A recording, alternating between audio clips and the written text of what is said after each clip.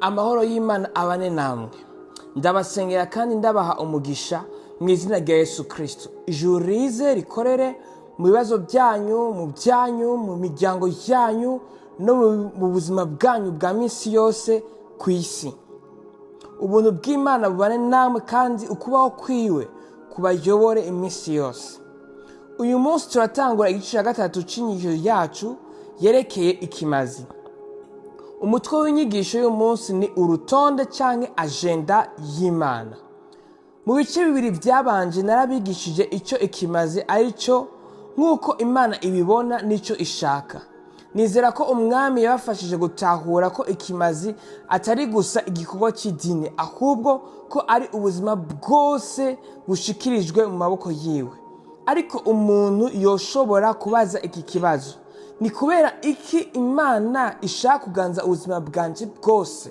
Ni kubera iki ishaka kuyobora, gutwara no gutunganya utuntu twose two mu buzima bwanje? Ku bw'ubuntu bw'Imana ndabishura muri buno butumwa tugira dusome. Abaheburayo igice 10:5 gushika 9. Nico gituma igihe Kristo yaza mu isi yavuze ati: ibimazi n'amashikanwa sivyo washatse, ariko wanteguriye umubiri. Amashikanwa aturiwe n'amashikanwa y'ivyaha ntivyaguhimbaye. Nanje ndavuga nti ndi hano nje gukora ivyo ugomba Mana, nk'uko mu muzingo w'igitabo umvugako. Ubwa mbere Kristo yavuze ati niwashatse kandi niwishimiye ibimazi n'amashikanwa canke ibimazi bituriye ku gicaniro n'ibimazi vy'ivyaha, kandi vyategekanywa n'ivyagezwe vya Mose. Niho yavuga ati ehe nje gukora ivy'ubugombe bwawe. Vyumvikana ko yakuyeho isezerano rya mbere akarisubiza n'irya kabiri. Muri iki gice cy'ijambo ry'Imana tubona ukuri kwimbitse. Igihe Yesu yaza mu isi ntiyaje gusa kurangura igikorwa cy'idini, ahubwo yaje kurangura ugushaka ubugombe bwa Data. Imbere y'uko dukomeza mwibuke ibi: ikimazi si ubwa mbere icyo uheba, ahubwo nicyo wewe uhinduka mu maboko y'Imana. Mbisubiremwo, ikimazi si umwanya wawe uheba, si amahera uheba, si ivyo vya mbere, ahubwo ikimazi nicyo wewe ubwawe uhinduka mu maboko y'Imana. Iyi nyigisho imeze nk'ijwi ry'inzamba y'ubuhanuzi ihamagara umuntu wese kuza ku gicaniro cyo kwihebera Imana. Imana ishaka ko uba ikimazi kugira ngo iguhindure, iguhe ubwenge bisumbirije kandi ikwambike ubwiza bwayo n'ububasha bwayo.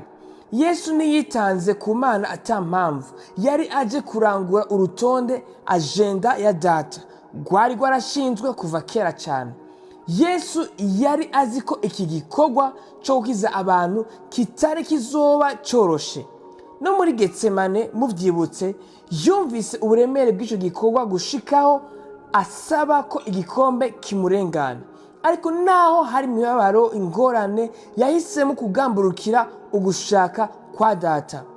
Ndaguha intege, ngutera intege ngo peu importe ivyo ukora cyamwo wumvire ijwi rya Data.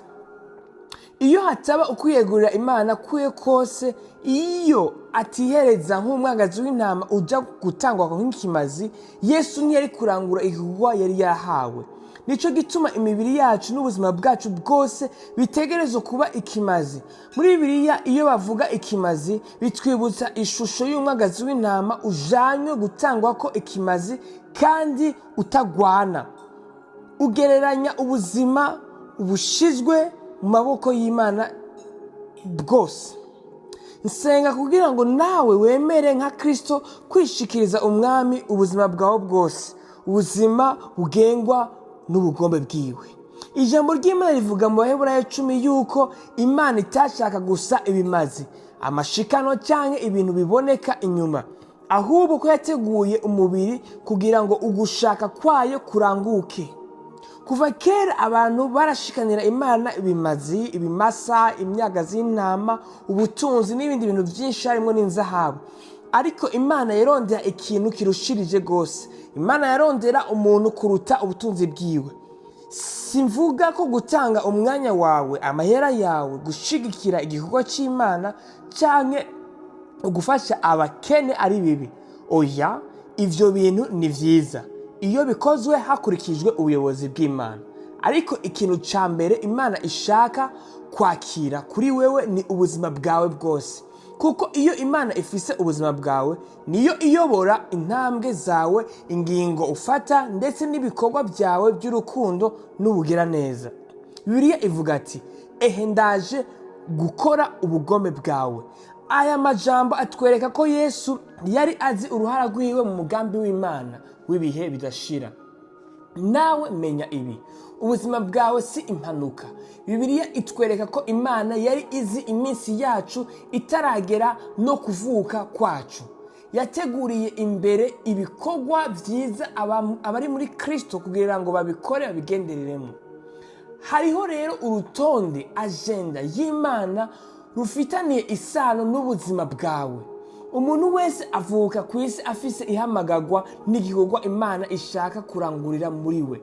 Ariko kugira ngo winjire muri urwo rutonde rw'Imana utegerezwa kubanza kuvuka ubwa kabiri no kuba muri Kristo, kuko ari muri Kristo gusa tumenya ibikorwa Imana yaduteguriye.